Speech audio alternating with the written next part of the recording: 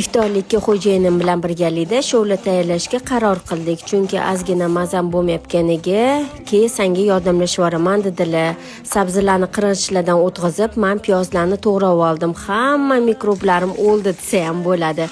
Piyoz bilan farsh qovurilgandan keyin tuz, murch va yaxshi ko'rgan pripravalarimni solib, sabzini solib, yaxshilab aralashtirdim. Guruchni solib ham bitta qo'rib oldilar va suv solib qopqog'ini yopib qo'ydilar. Ora-orada qizlar qopqog'ini ochib, aralashtirib turish kerak. Bunaqa ovqat yoniga albatta bahoriy salat juda ham zo'r ketadi, ko'katli. Qozon ovqatimiz tayyor bo'ldi. Qozonni ochib, ovqatni ham suzib oldilar va chiroyli dasturxon tuzatdik. Bolajonlarim ham juda ham xursand bo'lishdi. Iftorlikka mazza qilib iste'mol qilib olishdi. Siz shovlani qanaqa usulda tayyorlaysiz? Kommentariyada yozib qoldiring.